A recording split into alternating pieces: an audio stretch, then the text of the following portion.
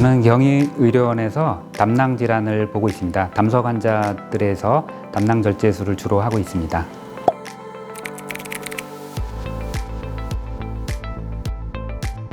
이 담석 환자들은 대부분 40대 여성분, 또 약간 비만하신 분, 또 가임기 여성분들이 많다고 알려져 있는데요. 최근에는 30대나 20대 환자들도 식습관이 서구화되면서 점차 담석 환자들이 20, 30대에도 늘고 있습니다.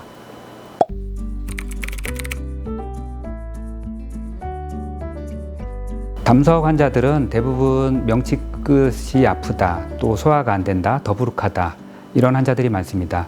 따라서 개인 병원에서 위내시경을 통해서 위험이 조금 있다 이런 환자들이 많은데요. 이런 환자들에게서 지속적으로 통증이 반복된다면 복부 초음파를 통해서 담석 유무를 확인을 해야 됩니다. 복부 초음파가 담낭 질환을 확인할 수 있는 가장 좋은 방법이 되겠습니다. 그 이외에도 CT나 MRI 등이 도움이 됩니다.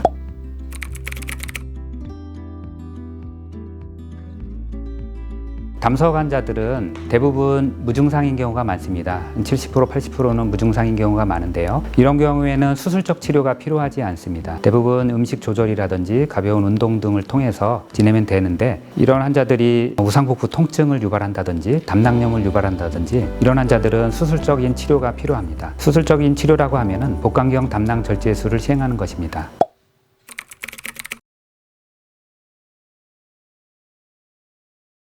담석 환자들은 말씀드린 대로 40대 환자가 가장 많지만 최근에 20대, 30대에도 많이 생기고, 가장 기억에 남는 환자들은 10대 환자에서도 담석 질환이 생겨서 담낭 절제술을 한 경우가 있습니다. 또한 외부에서 해부학적 기형으로 굉장히 수술적인 치료가 어렵다고 한 환자에 있어서 최근에 담낭 절제술을 시행 후에 특별한 합병증 없이 잘 치료가 된 경우가 있습니다.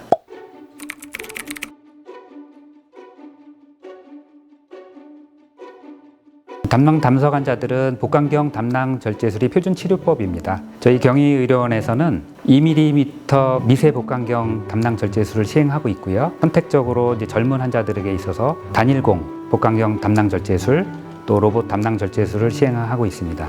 2mm 미세 복강경 담낭 절제술은 수술 후에 흉터가 거의 남지 않습니다. 또한 단일공 복강경 담낭 절제술도 배꼽을 이용해서 단일공으로 수술하기 때문에 나중에 수술 후에 흉터가 거의 남지 않는 장점이 있습니다. 미세 복강경 담낭 절제술은 흉터 이외에도 통증을 줄인다는 보고가 되어 있고, 개수와 투관침의 크기를 줄이는 쪽으로 복강경 담낭 절제술이 발전하고 있습니다. 이러한 2mm 미세 복강경 담낭 절제술은 경희의료원에서 최초로 시행을 하였고, 그 안정성과 효과 면에서도 충분히 검토가 되어서 향후에도 계속 그 영역을 확대할 예정입니다.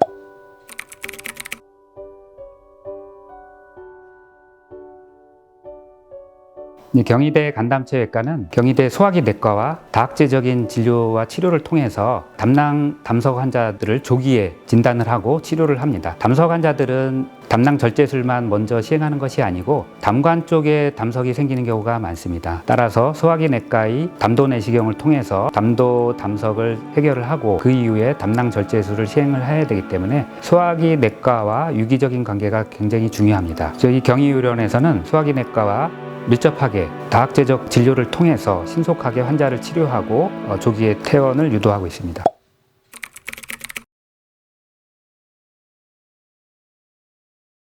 담낭 수술 이후에 물분변이라든지 설사, 소화불량 등이 일시적으로 있을 수가 있습니다. 하지만 담낭 절제술 후에 대개 1개월 정도가 지난다면 이러한 수술 후 불편감 등은 대개 사라지게 됩니다. 그리고 수술 후에 과식을 피해야 되고, 또 지방이 많은 음식들은 피해야 되겠습니다.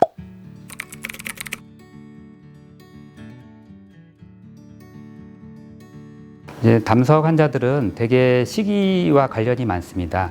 콜레스테롤이 많은 음식, 순대라든지 내장, 또 삼겹살 이런 기름기 많은 음식은 피해야 되고, 또 무리한 다이어트, 갑작스러운 다이어트가 오히려 담석을 유발하는 원인이 되겠습니다. 따라서 규칙적인 운동과 또 고단백, 저지방 식이를 통해서 담석을 예방을 할 수가 있겠습니다.